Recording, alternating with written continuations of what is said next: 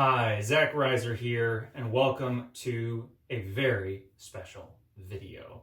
Today, we are going to be doing an entire pedalboard build from the beginning to the end. I think the most frequently asked question on my channel is what is on my actual pedalboard. And I have not been avoiding the answer. I haven't been denying all you lovely people the answer. The fact of the matter is, for the past 2 years, I have not really had a pedalboard in the true sense. I've had so much fun stuff come into my studio, and I haven't really had a clear idea of what I've wanted out of a pedalboard. So really, I've just been plugging things in with random cables, random wires, and it's been a complete mess, and it's time for that to change. Now, this pedalboard rundown is going to be broken into 2 parts. The first part is going to just be all of the components, the actual process of building the board, kind of my personal methodologies. And then in part 2, which I'll get to very soon, I'm going to be actually going through all the sound examples and kind of what this thing can do creatively.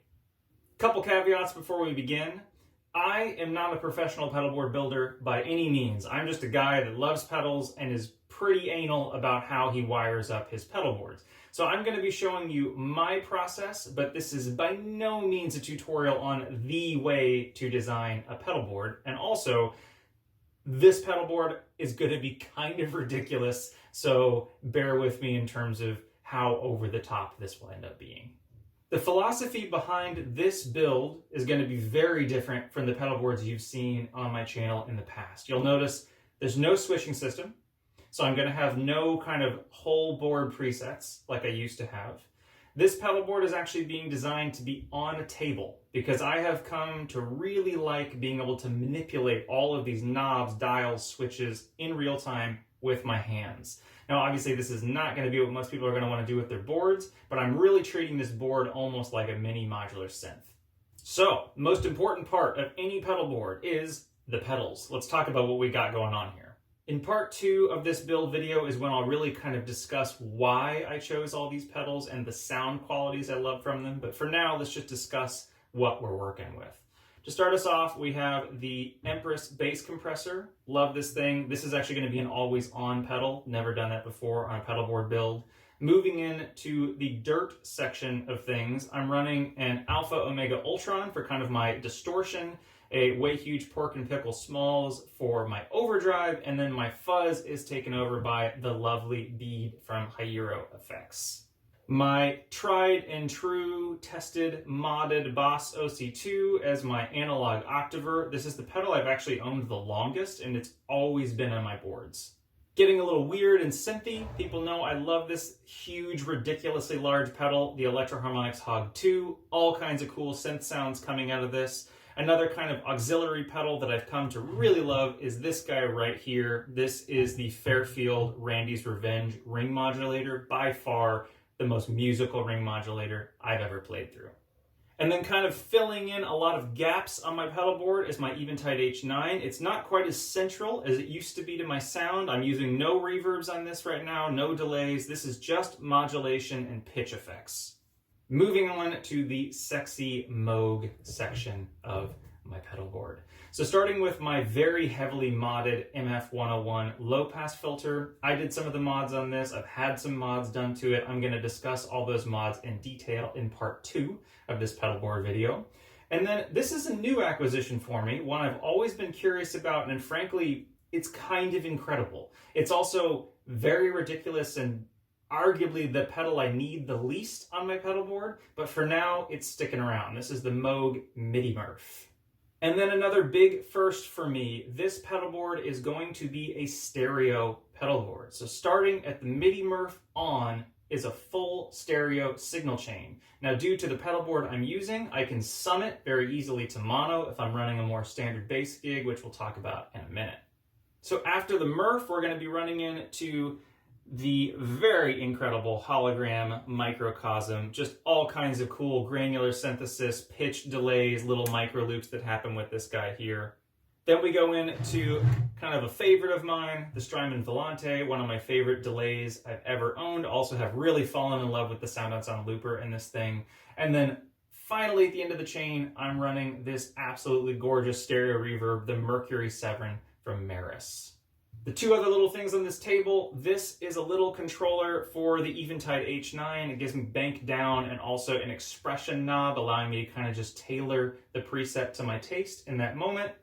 And then this is probably the hardest one to explain without getting into a lot of detail right now, but this is just a boost pedal that I have modded that's running into the mod I put on my MF101 for a envelope input. Essentially, this allows me to have control of the envelope from my bass's drive signal rather than having like fuzz pedals, for instance, destroy my dynamics and not have the envelope open the way I want it to. Moving on to the second most important part of a pedal board besides the pedals is the board. And I am super pumped because I have wanted to try a Temple Audio pedal board for a very long time. I think Temple Audio has really thought through a lot of the problems that people have when building a pedal board. Things like how to handle your input and outputs, things like how to mount power supplies and pedals, modularity so that you can change it along the way without having to get an entire new board. Really cool design, and I'm very happy with what I got in front of me here. So I am running the Trio 28. It's 28 inches by, I believe, 18 and a half. Pretty large board, not the biggest board I've ever had. To me, this is actually like a reasonable pedal board. For a lot of people, that's a ridiculous statement, but I don't really care.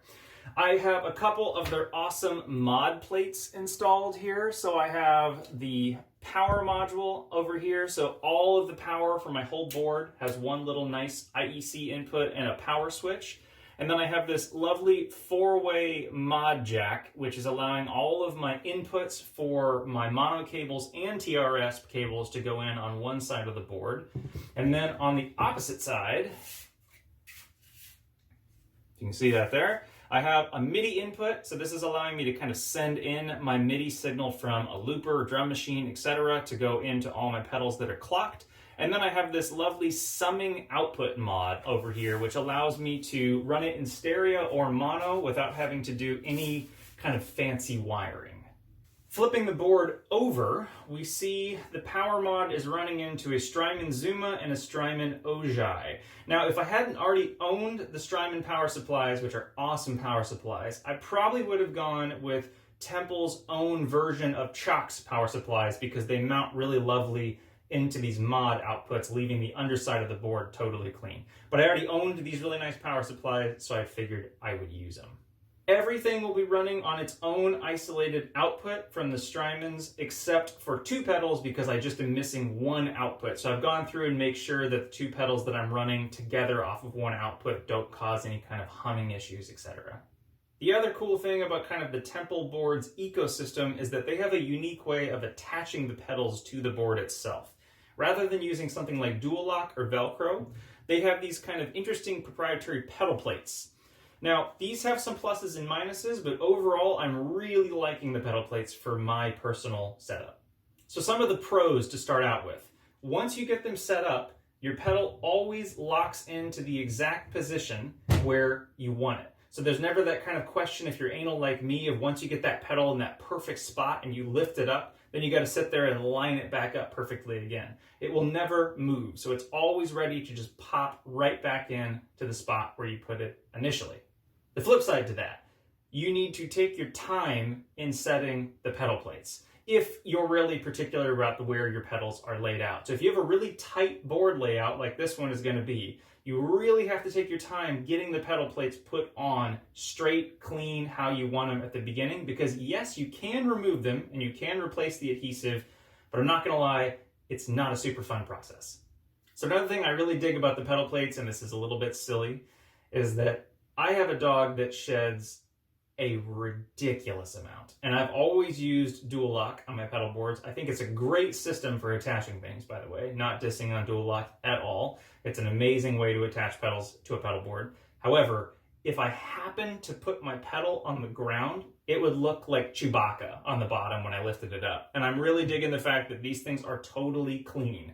There's no fuzzy Velcro crap. There's nothing that gets in the way. There's nothing that gets it dirty. Once you get these things set, they are not going anywhere.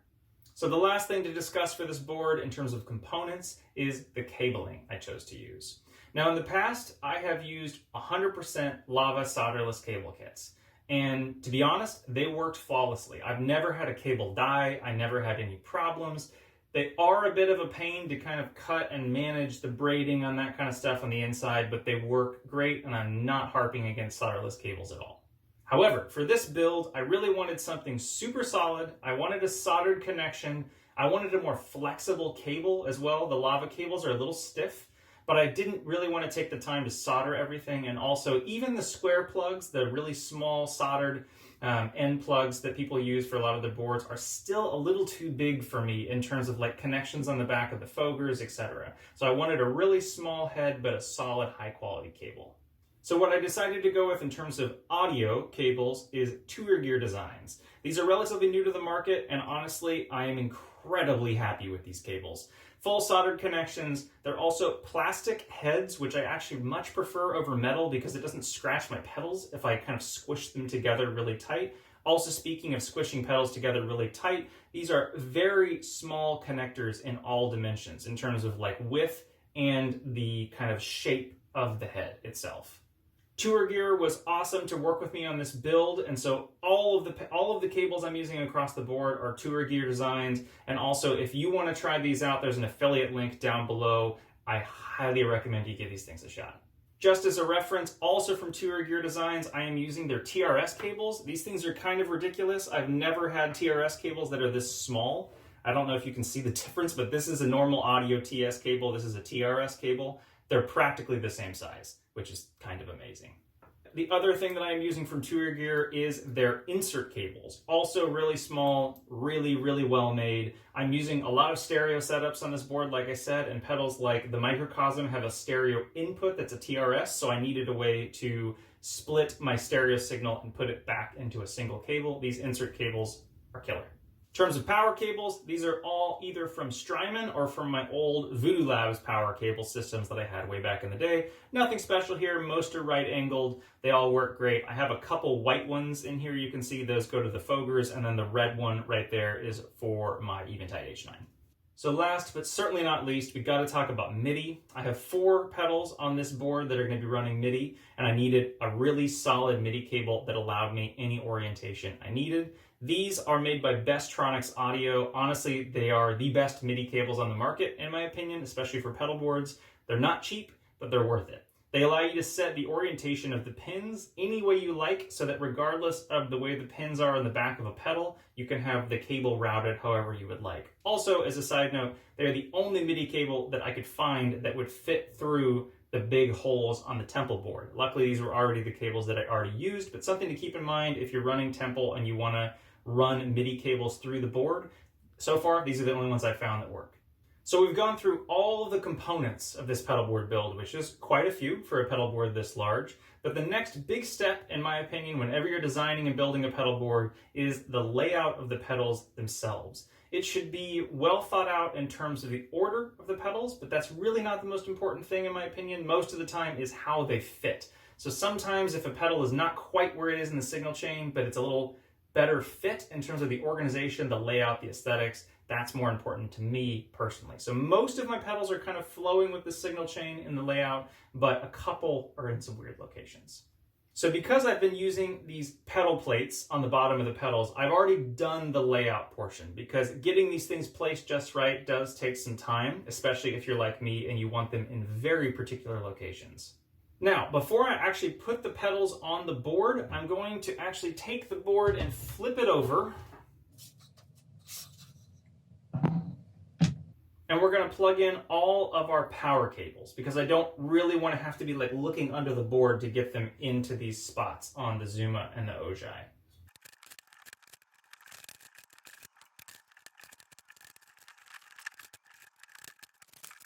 So now that we have all of the power cables plugged in, I'm just going to lay the pedals out roughly on top of the board with the arrangement that I've figured out beforehand.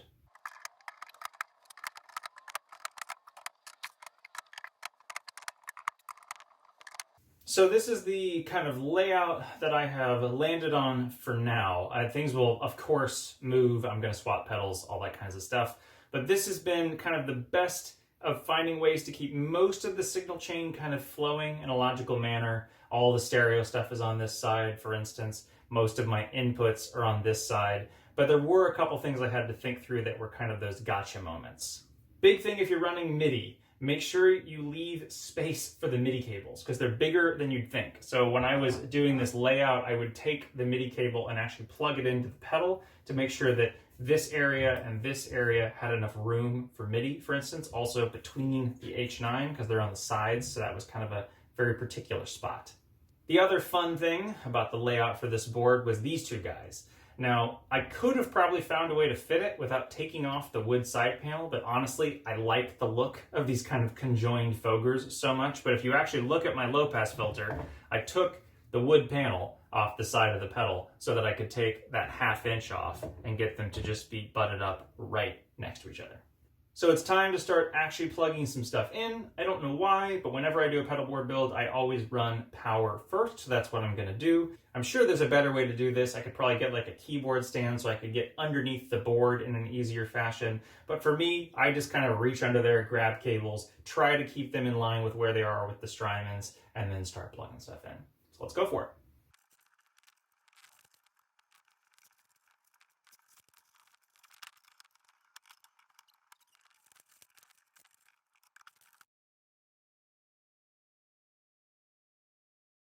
All right, so we should have everything powered at this point. I'm just going to test that fact. So I plugged in an IEC cable back here. I'm going to flick the power on the power module, and now everything should power up. A couple things to keep in mind. Boss pedals and other pedals like this Cusack need a cable plugged in for it to be powered up.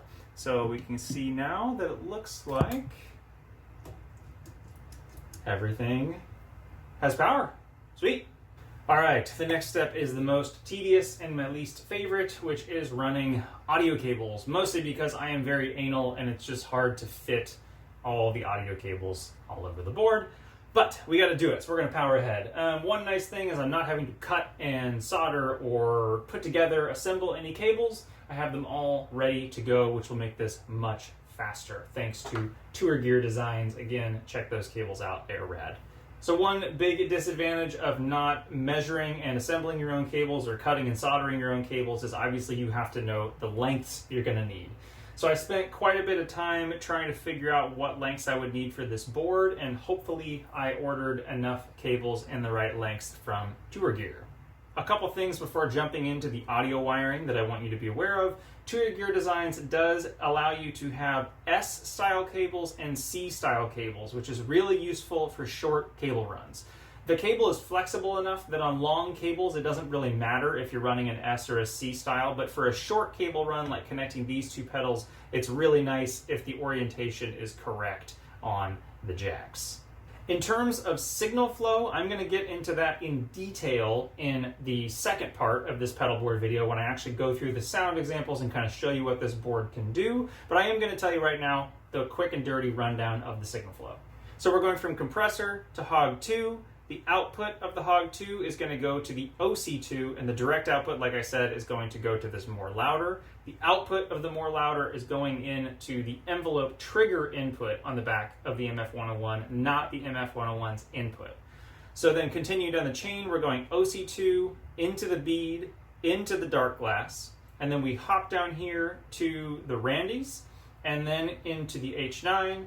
H9 goes to the low pass filter. This is kind of a weird spot. From the low pass filter, I am going to the pork and pickle. And this was actually a recent decision. Normally I would have put the pork and pickle before the low pass filter, but because I already have the dark glass before, it's really nice to have the color options of dirt before filter and dirt after filter. Also dirt before ring mod and dirt after ring mod. So I really like having both of these options here. Also, this is more of an amp or kind of light overdrive style distortion, and it works nice later in the chain.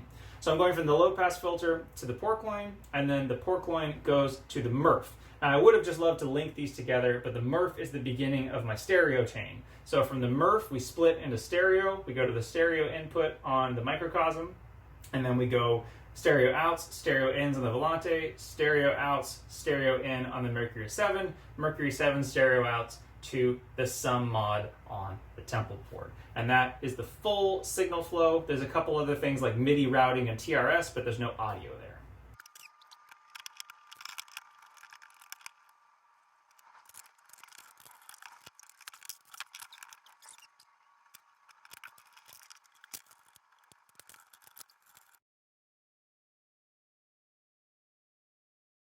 All right, we have made it to a special moment. The audio wiring is complete. So I've done a kind of a quick preliminary test. Everything seems to be sounding great. Let's just kind of run through it again. So the compressor is always on. Hog 2. Sounds great. OC2. Oh yeah, into the bead. Into the low pass filter, why not? Kill my envelope. Oh yeah. All right, how about the alpha omega? Sound good. Ring mod. Great. Little H9. Awesome. Some Murph. All right. How about the hologram? All right. Volante. Mercury 7. And port line. All right. Everything's working. That's kind of amazing. First try. Last thing we need to do before we do some cleanup is I need to run TRS cables for the expression inputs on the Hog, the Randy's, and the low pass filter.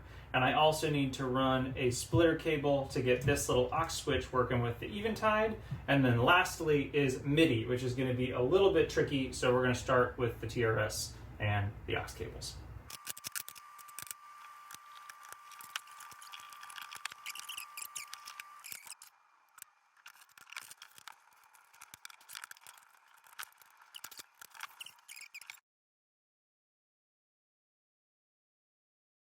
All right, so we have all of everything routed now except for MIDI. Okay, with as tight as this board has become, this is not going to be very fun, but we got to do it. So as I said, these Bestronix MIDI cables are great because you can adjust the orientation of the pins in terms of the orientation of the pins of the pedal. The other thing about them is, like I said, these holes are pretty tight, so getting a MIDI cable through them is not the easiest thing, but if you just take off the whole head, which is what I have to do anyway to adjust the orientation. So I'll show you that here. So I'm just going to unscrew the head. It's not a hard thing to do. And now you're left with this sort of setup here, which is what allows you to set the orientation. Looks a little bit scary, but I've never had any problems with them. So I'm going to go ahead and remove the heads of all of these MIDI cables and then start working on routing them through the board. If you care, the order of my MIDI is the MIDI input. It goes to the microcosm, microcosm to the H9, H9 to the Volante, and then finally Volante to the Murph. All I'm sending at this point is clock. I have some ideas down the road of sending some MIDI CC messages on these to control the loopers from the floor, but not going to worry about that for now.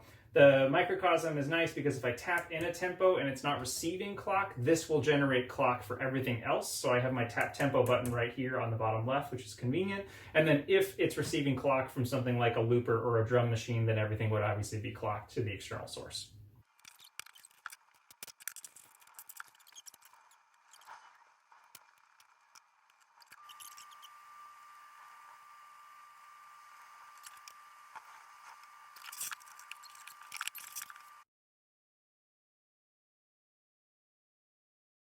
All right, friends, we have reached a glorious moment. Every cable is plugged in and working. MIDI clock is functioning the way I want. So this is my tap tempo button, and you can see by looking at the rate, this tap tempo, and then this will display the tempo that if I click in a slow tempo, so we get like 91, these all slow down, and then if I click a fast tempo, you can see these speed up quite a bit, and we got 320 as the BPM. So we are fully clocked, and yet again, if I plug in an external source, this will no longer be the master. Whatever the external source end will be the master. So the only thing left to do is cleanup, and the first thing I need to do is I need to put all of the locking pins on the pedal plates, because right now the pedals still aren't connected to the board. So I'm going to put all of these in with the pedals, and then I'm going to get kind of a blanket or a pad, and I'm going to flip my board over, and we're going to go through kind of how I do some real basic wire cleanup underneath.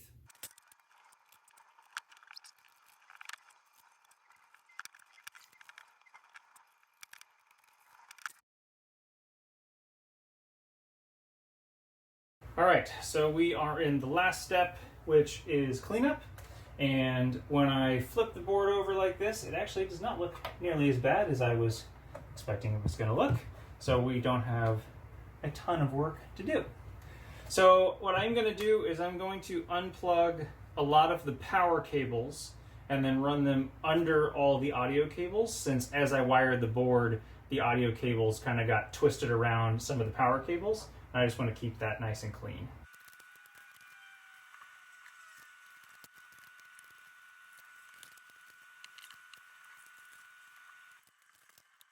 Okay, so now I have my power kind of routed so that it's underneath all the audio and MIDI, and now I'm just going to kind of start clumping stuff together. I could be much more organized, and I could like have it all on grids, so to speak, so all the cables are going in the same exact direction. But honestly, I change stuff up so much that it's just not worth it to me to be that crazy about it.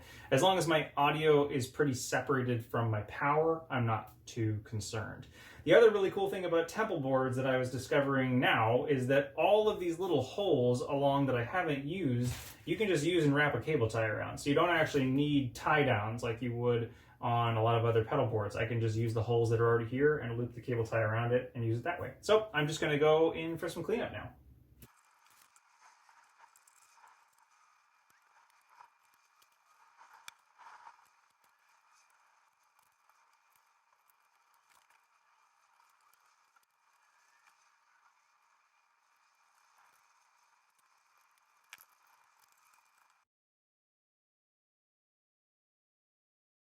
So this might not look that much more clean and tidy than it was before, but the big thing is that the cables aren't going to move very much. Cables that move around tend to short out, break, etc. And also it's not going to get caught because it's all below the plane of the bottom of the pedal. So the last thing I'm going to do, I'm going to flip the board around, and I'm just going to kind of clean up a couple of those like big clumps of cables that are on the top, and then we're basically done. All right. I believe that we are done. We've reached the finish line. If you have stuck around through this entire video, I thank you so much. I hope you enjoyed yourself. I hope that maybe you learned something along the way. As I said at the beginning of this video, I'm not a professional pedalboard builder by any means. This is just my process, and I thought it'd be fun to kind of show you guys how the board comes to be before I play through it for you in the following video. If you guys have any questions or comments or tips or whatever, throw them in the comments section below. And as usual, if you like this video, please like, subscribe, share, all that good stuff. It really does help me out. And do be on the lookout for the second part of this series, if that's what we're going to call it, where I play through this ridiculously beautiful, hilarious thing that we just built together. I can promise you we're going to have a good time. There's going to be a lot of fun sounds coming out of that video. But for now, thank you so much for watching. Bye.